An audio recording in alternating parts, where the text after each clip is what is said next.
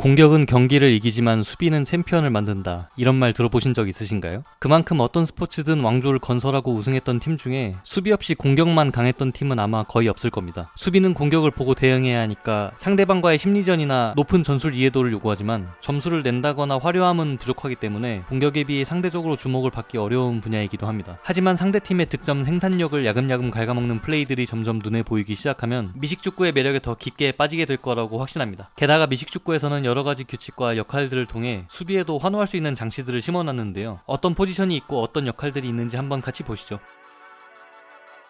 우선 수비 포지션은 크게 세 구역으로 나눌 수 있습니다. 가장 앞에서 쿼터백에게 압박을 가하고 러닝 루트를 막는 디펜시브 라인, 그 뒤에서 상황을 읽으면서 러시와 패스를 동시에 견제하는 라인베커, 마지막으로 패스를 차단하고 엔드존으로 향하는 마지막 방어선을 책임지는 세컨더리, 이렇게 세 구역이 각자의 역할을 분담해 공격을 막아내는 게 수비의 기본 구조입니다.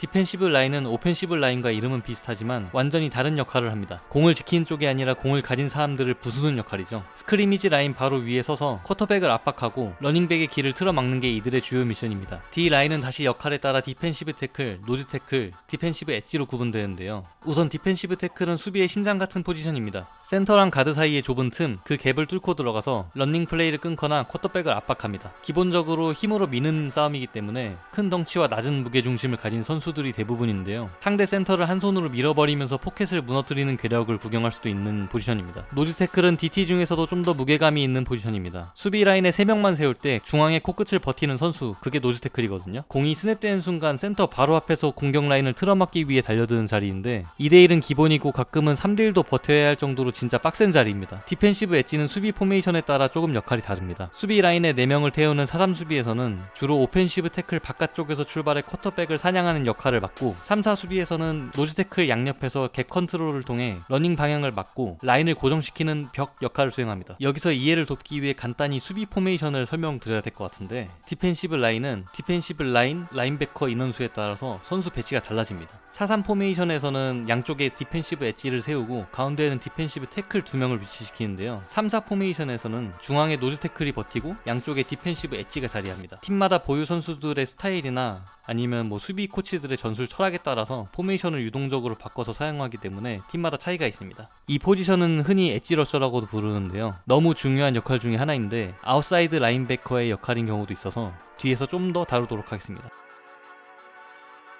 라인베커는 디펜시브 라인 바로 뒤 또는 옆에서 전체적인 경기 흐름을 잇고 러닝과 패스를 동시에 방어하는 포지션입니다. 디펜시브 라인이 전방에서 상대방을 밀어붙이면은 라인베커는 빈 공간을 메우고 러닝백이나 쿼터백을 태클하거나 패스를 차단합니다. 힘보다는 판단력과 순발력, 그리고 순간적인 위치 선정 능력이 중요하다 보니 덩치가 큰 디펜시브 라인맨보다는 좀 더 날렵하고 민첩한 유형의 선수들이 많습니다. 라인베커는 보통 미들 라인베커와 아웃사이드 라인베커로 나뉘는데요. 앞서 말씀드린 수비 포메이션이 4-3이냐 3-4냐에 따라 역할이 조금 달라집니다. 미들 라인베커는 수비의 중심에서 지휘관 역할을 하는 포지션입니다. 수비 코치의 전술코를 전달하거나 직접 필드 위에서 지시를 내리기도 하면서 러닝 플레이와 패스 플레이 모두를 커버합니다. 여기에 덧붙여 수비 진영 정렬, 블리츠 타이밍, 커버리지 전환 등등의 조율도 미들 라인베커가 하기 때문에 수비가 조직적으로 돌아가기 위해서는 아주 중요한 자리입니다. 아웃사이드 라인베커는 사이드 라인 쪽에서 러시와 커버를 모두 수행하는 멀티 포지션입니다. 상황에 따라 쿼터백을 압박하기도 하고 플랫 지역 커버나 외곽 러닝 수비에도 참여합니다. 앞서 D 라인 얘기하면서도 엣지 러쉬 역할에 대한 얘기를 했었는데 팀 전술에 따라 아웃사이드 라인베커나 디펜시브 엣지 포지션에서 엣지 러셔 역할을 맡게 됩니다. 이번에 댈러스 카우보이스에서 그린베이 패커스로 트레이드된 2천억의 사나이 마이카 파슨스가 NFL 현역 선수 중 연봉 12위에 오른 것만 봐도 이 포지션이 얼마나 중요한지 알 수 있겠죠?